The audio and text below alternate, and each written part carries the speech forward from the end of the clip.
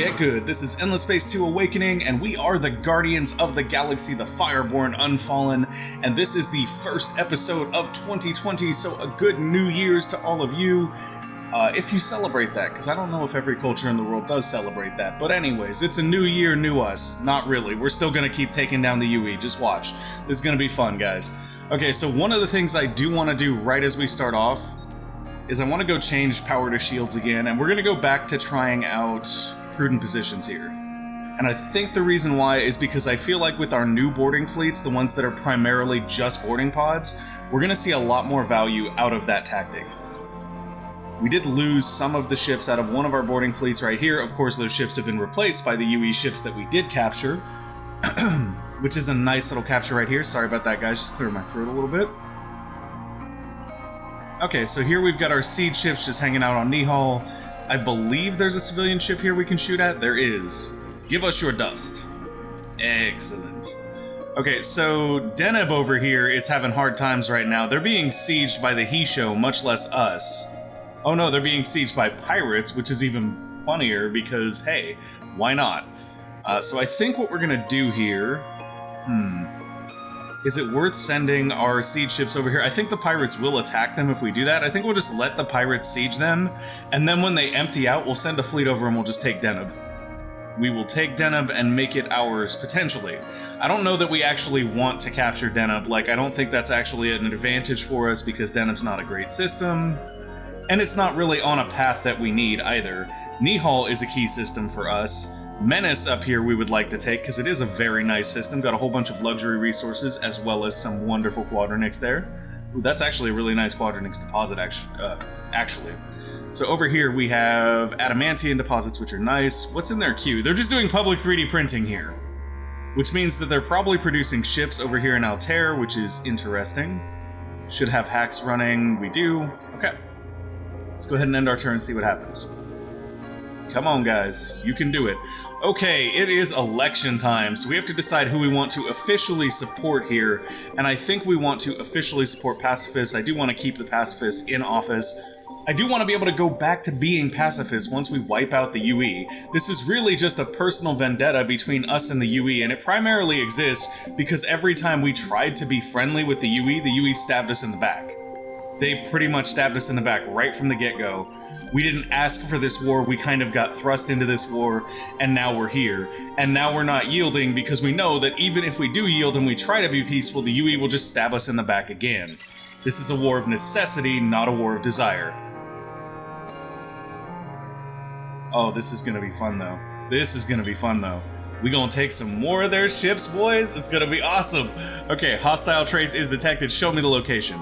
So Altair has begun a trace. We have 3 turns to finish this. I do think that we're running an accelerator here, but I can't say for sure. It doesn't matter even if we aren't because we don't have the CPU to do it again. Yeah, we're running an accelerator there. That's what that little icon means. Anyways, 3 turns. It's going to take them longer than that to get back here, I think, because that is a pretty long star lane. And we have successfully hacked Arcturus. Show us the location, please. Arcturus is the capital of the He-Show, our allies, so we don't want to support revolutionaries, we don't want to scramble navigation or topple their government. What we do want to do is steal more techs. Don't mind us, He-Show, we could have asked for these, but it's better to just take them. So what we might grab here, I think Astrofinance is probably the best bet. Some of these cost more science, and I mean, that would actually be the smartest thing to do, is go for the one that costs the most science, so this one right here. But I don't know that we need the core cracker tech. And as a Unfallen, I actually feel like the core cracker tech is kind of not in our wheelhouse and cruel.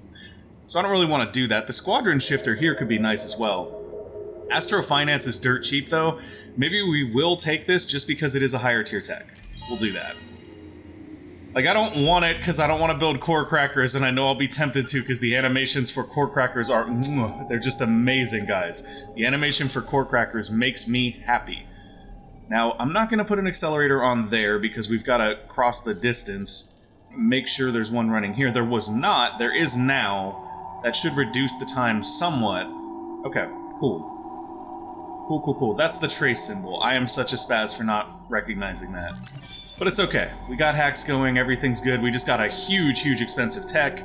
We also got integrated theaters, which gives us 3 more manpower, and ground troops that are air battle units, and then we also have access to the boarding pod advanced. Yes, that's right. You heard it here first. The boarding pod advanced. Welcome to our new era of boarding pods. So I gotta say though, like, this experiment of printing ships doesn't seem like it paid off to me. So what we're gonna do is we're just gonna create some new pirate boarding pods. Like, I'm honestly gonna delete that, and that as well. We're just gonna do this all from scratch, because that'll be probably a little bit better here. We already know that all we really want to do is stack boarding pods. And we know that our Vine-class ships, not our Vine-class ships, my bad, it's our Light-class ships, can stack more boarding pods than our combat ships for whatever reason. The combat ships just have less weapon modules. I guess not, they do have 3 weapon modules, but they also share a support module with one of them, which means that they only get 2 weapon modules. Where our Light-class ships also only get 2 weapon modules, but they have more support modules. Okay, so very interesting things to take into consideration here. We're automatically going to start out with 2 engines because we know that we can do that, and then we're going to go primarily for improved flotilla. I think what we did last time was we did OpEx gear, which adds additional manpower and increases our manpower deployment limit, which we may not, like, that may not actually be improving the way that our boarding ships work, but as far as I know, it could be. Like, we've had some back and forth on whether that's actually helpful or not. And it's oh, wait a minute, boarding pod damage is minus 20%. Okay, so boarding pod damage seems to be a separate thing, but still, the way that boarding pods work,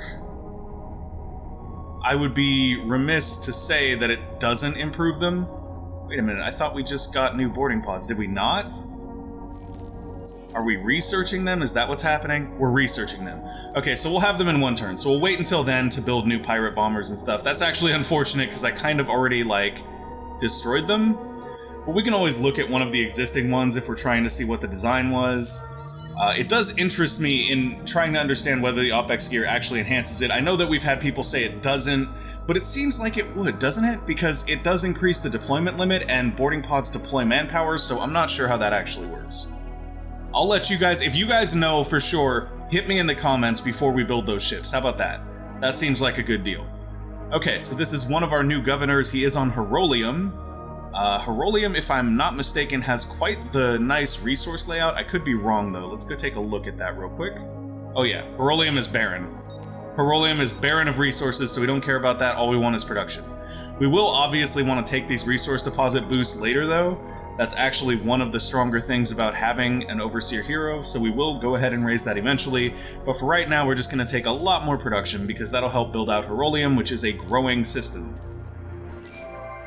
Yay, new population everywhere, and they're not Unfallen population, which is good as well. Justikar Jayed Parcha has leveled up as well. She is one of our governors. I think with her, we're going to go for a little bit more of that influence.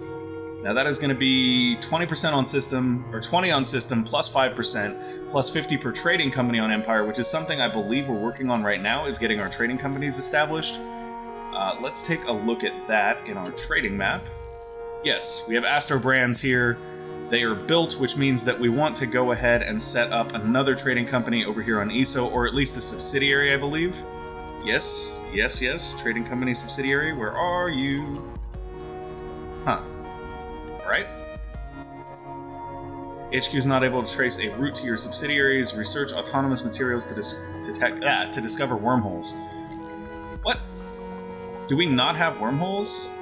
And where are our subsidiaries at? We shouldn't need wormholes, we just don't have any subsidiaries yet. But I didn't see the option to build one in ESO, which makes me wonder if perhaps it's already in queue. I don't see it in queue. Did we build it somewhere else? Is that what's happening? Let's go ahead and take a look here and see if we can find our trade company subsidiary in another queue. There. Nope.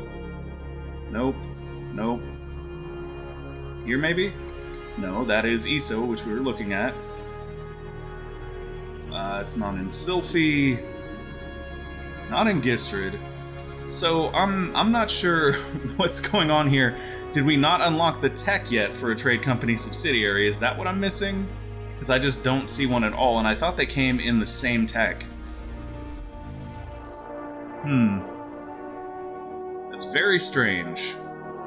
Very, very strange. Okay, let's go take a look at our tech tree real quick and see what's going on with this.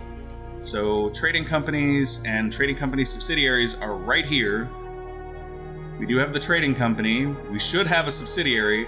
We can add this so we get a few more on our empire, which I wouldn't mind. But I'm not seeing our first subsidiary, which is weird. In a lot of ways. Alright. That's just very weird. So, we obviously couldn't build it here in Sylphie anyway. Let's do this. We'll focus on that a little bit later. Let's keep moving. Herolium, what can you potentially... There we go. There it is. Why didn't I see that in ESO? Why is that not available in ESO? Or maybe it was and I just missed it? No, it's not available in ESO for some reason, and I can't figure out why. That's very interesting. Is ESO through a wormhole? Is that why? Oh, no. I think it's because ESO is not on any track. We've got our... So, the routes make it very hard to see star lanes. I'm guessing it's because ESO's not actually on any track. Like, I bet you if we check up here in Pardalis, we can probably build it. Yes, we can. So that's interesting because we have free movement unlocked. You would think that we could establish a trade route to ESO, but it seems that that's not the case. So with that not being the case, we're left to wonder where we should put this trade route at, because we won't be able to establish one in Tylus either. I feel like Pardalis is probably the best option. Let's go ahead and put it in Pardalis. Perhaps we need wormhole tech to reach that. Do we actually not have wormhole tech yet? Because I had assumed that we did. It's crazy. Let's go wormhole. Okay, if I search for wormhole, I get nothing. Worm. Well, I know it's in the science tree here. I had assumed that we had that. Yeah. Reveals and enables the use of wormholes. So I guess because this isn't on any kind of star lane, we actually can't run trade there, which is weird because I had assumed free movement would allow trade on everything, but it appears that is not the case. Okay. Lessons learned. Lessons learned. Herolium seems to have completed everything in the industrial sector, so now we are just free to build whatever we want beyond that, which is fine. One of the things I think we can do here is start to reduce anomalies. That's definitely an option.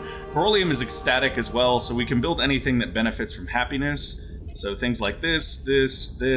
Center of Light and Life is, of course, an ideal one for us because we do have such a wide population. There are 4 different populations here on Herolium. Their food intake is fine right now, so they don't really need sustainable farms or intensive. However, that does increase our production. Intensive cultivation, though, is once per empire, so we're going to save that for later. Yeah, I think that's good. That's what we want. And then after that, we can begin the terraforming process if we really want to, at which point we can start turning these into things like a jungle or a forest. I believe forest is the best, but we may have to go through jungle to get there. Yeah. That's fine. We'll start terraforming those as we go. That's obviously the slowest process as far as production goes, so we're putting it kind of at the back. Gistrid is going to start pumping out great clubs here, which will be awesome. And then up here, we're going to look at our boarding fleets and see what we can do with them. Let's go ahead and go after this aspirant here. And we can try the minus 50% damage. It's not going to matter. It's going to run away. If it doesn't run away, though, we will capture it, which is kind of entertaining. No, it's going to run away. Okay. So here, though, we do have fleets that we can now combine. We will have a little bit more CP soon. So I kind of feel like maybe we want to do this and just send a full UE fleet after the UE. That could be entertaining on its own, but maybe not. Maybe what we'll do instead is we'll grab... So that's got a nice mixed damage profile, so we'll take that. We'll take this healthier battleship, and we'll take this other pretty healthy battleship if we can. We cannot. So we'll take a Corvette, and then an additional Corvette. That'll max out this fleet, and we will go into battle with this fleet with the hopes of capturing some more of their ships. While also risking only the ships that we captured from them, really. Like, those ships are going to be basically tanking for this, and what we're going to do is we're going to go for the 50% damage decrease here. and see how that affects our ability to capture ships. Now, while doing that, what we want to do is we want to make sure that our ships are relatively protected, especially the ones that tend to have more boarding parties, which is the PB3 here. So what we're going to do with the PB3 is we're going to make sure that it is surrounded by another tank ship that just happens to be one of their cruisers. So they kind of laid it out perfectly for us already. We do have a couple of bombers here, but since we don't have any fighters, we don't get to see what the fighter-bomber split is on these tactics.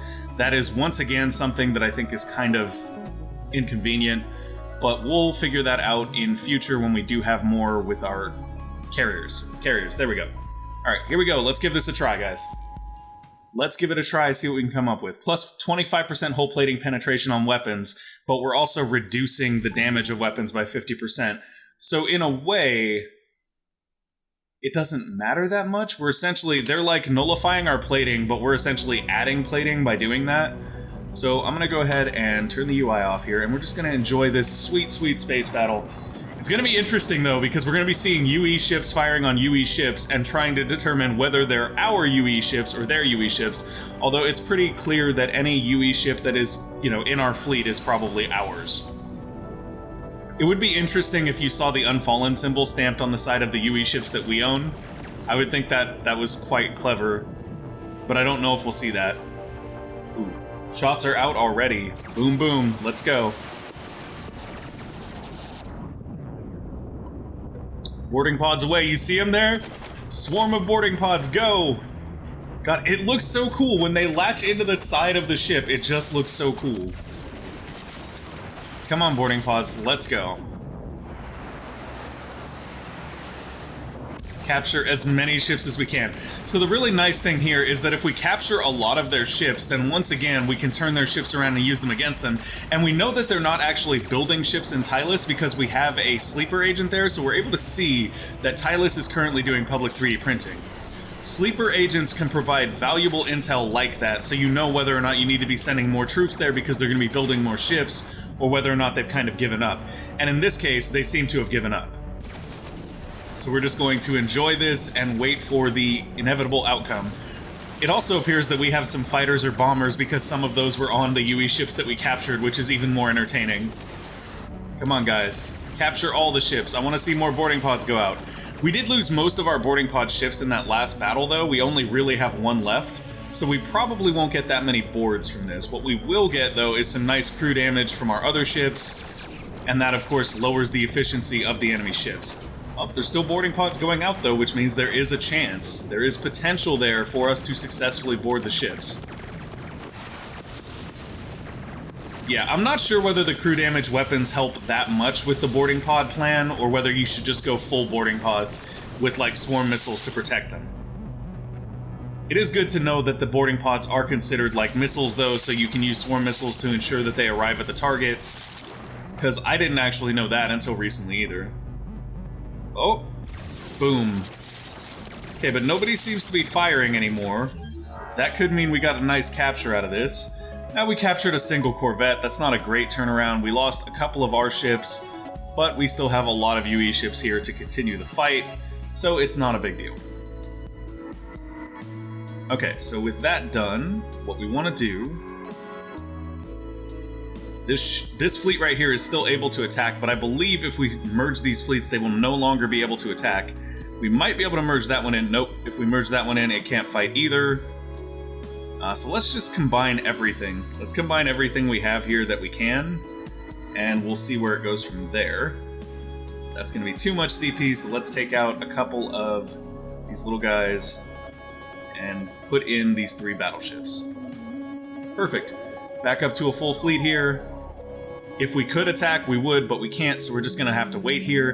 The thing is, we're just wearing them down over time. Like, we're really not suffering here as much as they are. In fact, if we look at our fleet and we see that it has enough strength, it's got 12k strength, we could bring our other boarding fleet down here to back them up and just swap positions. The question is, how long would it take them to get here? It would take 3 turns for them to get here, whereas I think with our other boarding fleet, it would take maybe 1 turn to get down there.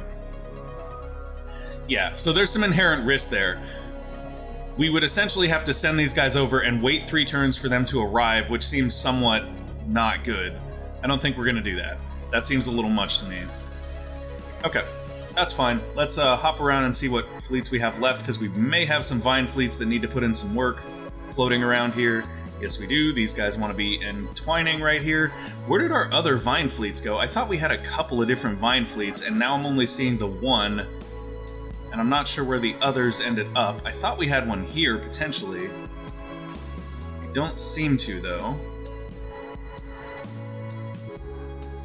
Huh. Let's go check our fleets. There should be another Vine fleet floating around here somewhere. Because I don't recall losing an entire Vine fleet. So this is the one that's in Shaddai. There's some siege ships. Yeah, here we go. Where are you guys at? Oh, they're en route. Okay, they're en route to the UC capital there. We're going to hopefully be able to take it so that we can... Or not take it, but rather connect it with our routes so that we can take it one day, but we'll see. We'll see. And the UC shouldn't complain about it because we're allies. We hope. We hope that they're able to see the light and not do anything crazy. One thing we can do right now that I think is a good idea is we can send our siege fleet over here to start sieging Tylus.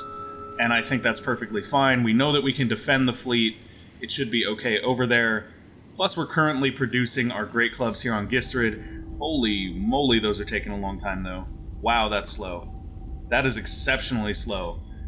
We may actually go for intensive here just so that we can increase the production. It only takes one turn, too. We might as well. Might as well do that. I wonder how long it would take to terraform these to, like, a forest. If we put that at the top of our queue, how many turns are we looking at? 6 turns. Woof. Okay. So in that case, yeah, we're probably going to do intensive cultivation here and then great clubs.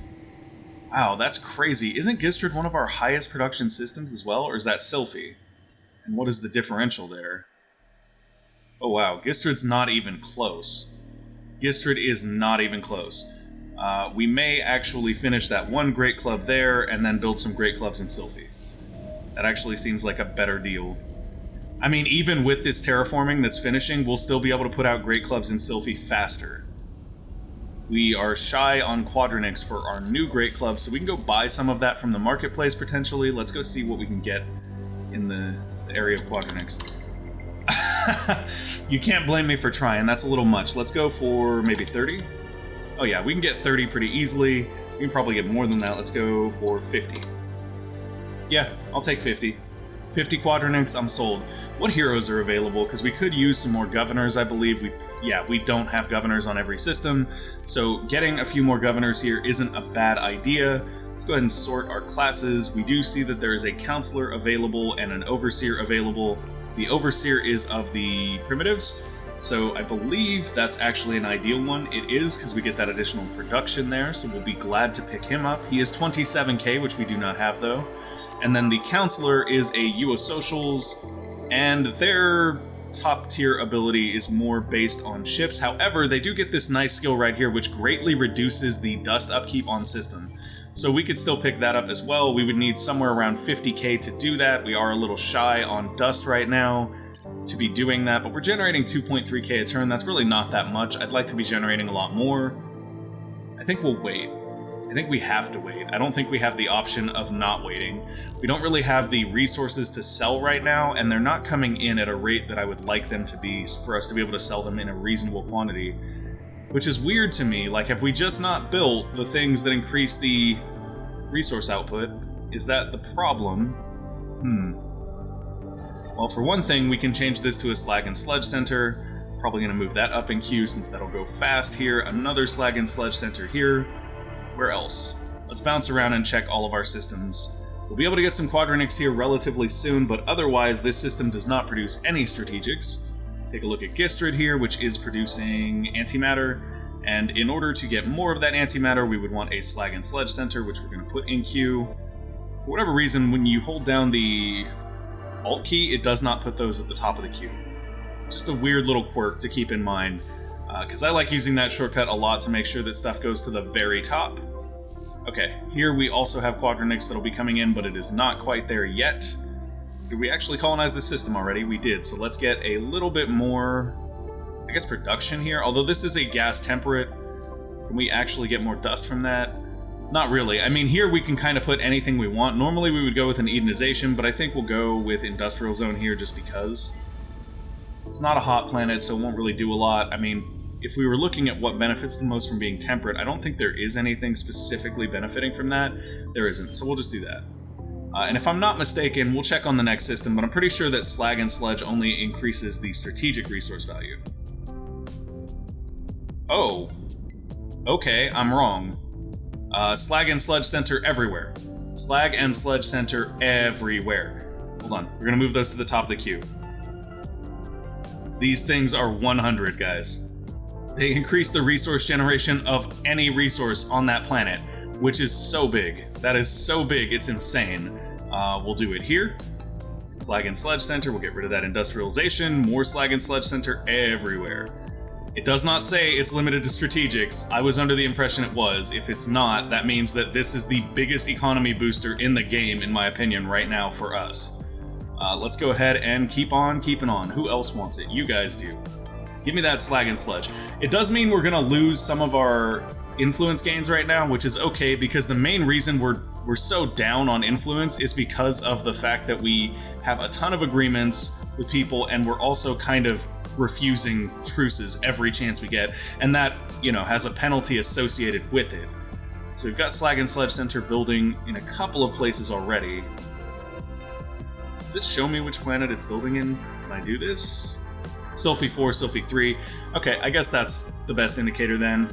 We definitely want one here as well. Perfect.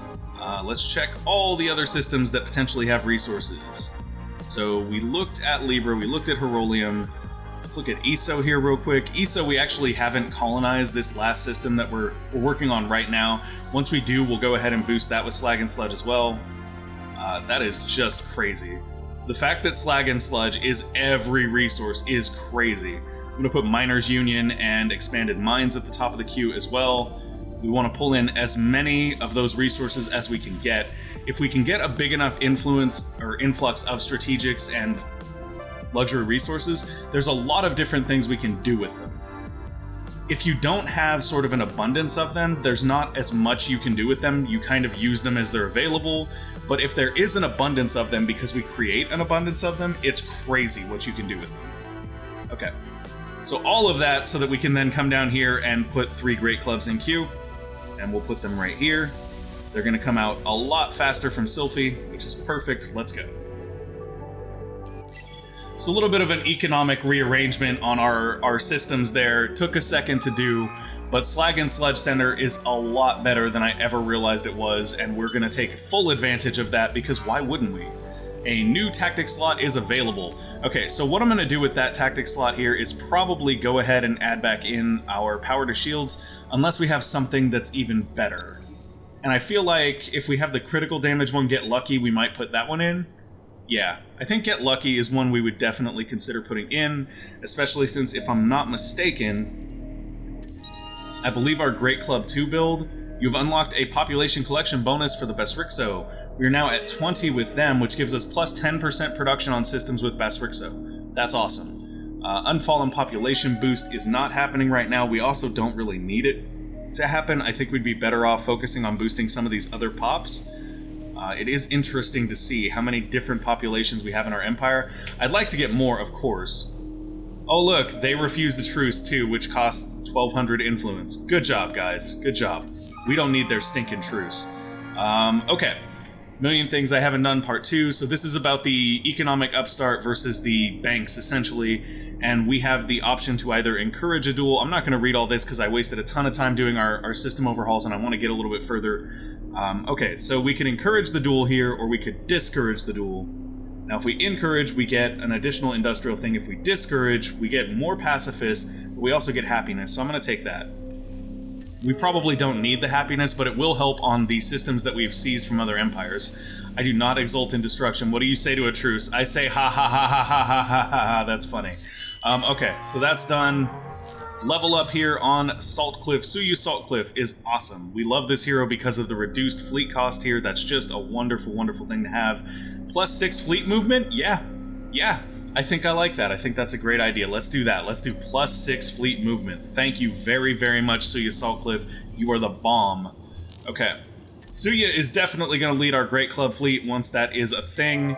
because we want that additional movement. They already, if I'm not mistaken, the Great Club 2s already have like 3 engines on them anyway, so they're gonna be really, really fast. Although I guess we talked about this before, putting Sea Salt Cliff on there will actually slow them down, so maybe it's not a good idea to do that.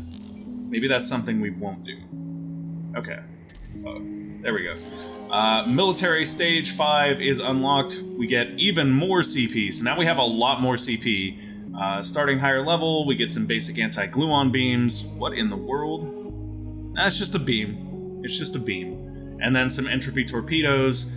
And the technology deed, Ministry of Truth, is unlocked. Be the first to build the wonder Ministry of Truth in one of your star systems. Other empires will get a refund on their investment. So that's plus 10 happiness per heroes assigned to a fleet, plus 5% Fidzy per empires at war. Ooh, that's profitable. Right now, that is very, very profitable for us. And now we have Boarding Pod Advanced, which is exciting, because here we go. Shaddai is now part of our network as well. So we're going to dive in real quick to rebuilding our borders. We're going to do that with this light class again. Looking at our support modules, we do want 2 engines. We could go 1 once again, but if we go 1... Actually, you know what? I think we could probably get away with 1 if we're using Sea Salt Cliff. The additional movement from Sea Salt Cliff could actually free up a couple more boarding pod slots, so I think we'll do that. That's an interesting idea. Let's do that. Let's also give them an OpEx gear because we're not entirely sure whether or not that works. We did have a module that produces increased crew flotilla damage. Yes, flotilla crew destruction is plus 25% with this module, so we'll go ahead and put one of those on as well. And then for our weapons here, we're going to go with boarding pod and probably a swarm missile. Yeah, we're just going to go 1 swarm missile on our tankier units and then a boarding pod, and then on our attack units we'll just load up with boarding pods, I think. So here we're going to go for shields, armor, and then probably a little bit more shields. I think that's the best thing to go with here.